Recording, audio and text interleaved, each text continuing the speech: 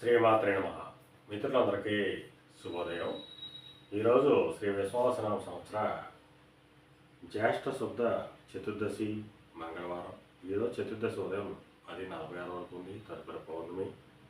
ఈరోజు అనురాధ నక్షత్రం.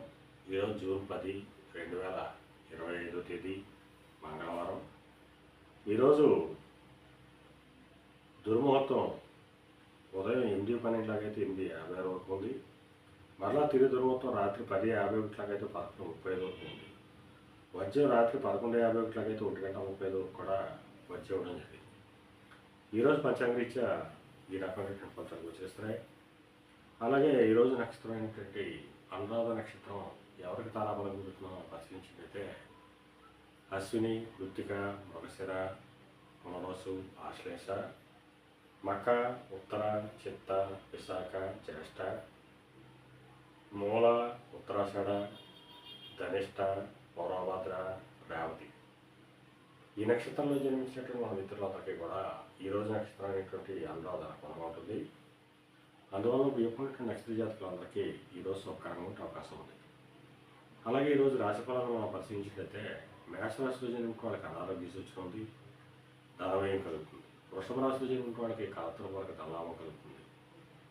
మిథున రాశిలో జన్మించిన వాళ్ళకి శత్రుభయం కలుగుతుంది. కర్కాటక రాశిలో జన్మించిన వాళ్ళకి సంతానానికి సంబంధించిన శుభవార్తలు ఉంటారు. సింహరాశిలో జన్మించిన వాళ్ళకి ఆకస్మిక ప్రయాణాలు చేయాల్సిన అవసరం ఉంటుంది. కన్యా రాశిలో జన్మించిన వాళ్ళకి పరాక్రమంతో ఆదాయం ఏర్పడతాయి. తులారాశిలో జన్మించిన వాళ్ళకి ధనాదాయం వృద్ధి చెందుతుంది. వృశ్చిక రాశిలో జన్మించిన వాళ్ళకి ఆరోగ్యం, కార్యజయం కలుగుతుంది. ధనురాశిలో జన్మించిన వాళ్ళకి అనారోగ్య సూచన, ధనవ్యయం కలుగుతుంది. కుంభరాశిలో జన్మించిన వాళ్ళకి చేసేటువంటి వ్యాపారాలు లాభసాటిగా సాగుతాయి. మేన రాశిలో జన్మించిన వాళ్ళకి ఉద్యోగ అవకాశాలు పెరిగేటువంటి అవకాశం ఉంటుంది. ఈరోజు ద్వాదశ రాశి ఫలితాలు ఈ రకంగా తెలియజేయడం జరిగింది. అలాగే ఈరోజు ఎలక్ట్రికల్ రంగంలో ఉన్న వాళ్ళకి కానీ, ఎలక్ట్రికల్ వస్తువులు విక్రయాలు చేసిన వాళ్ళకి కానీ, వ్యవసాయ రంగంలో ఉన్న వాళ్ళకి కానీ ఈరోజు మిక్కిలి శుభదాయకంగా లాభదాయకంగా ఉండే అవకాశం ఉంది. అలాగే రాజకీయ నాయకులు కానీ, సమాజంలో ఉన్నత వర్గాల్లో ఉన్న వాళ్ళకి కానీ, ఉన్నత కుటుంబాల్లో ఉన్న వాళ్ళకి కానీ ఈరోజు శుభకరంగా ఉండే అవకాశం ఉంది. అలాగే ఈరోజు మంగళవారం.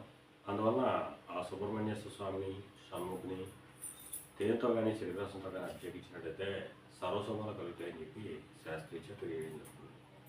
అలాగే మరలా ఇప్పుడు శుభోదయం కార్యక్రమంలో మరిన్ని విషయాలు తెలుసుకుందాం. అంతవరకు మన మిత్రులందరికీ మరొకసారి శుభోదయం. ఇట్లు మీ పెద్దబాబు సిద్ధాంతి మొదలమాలి.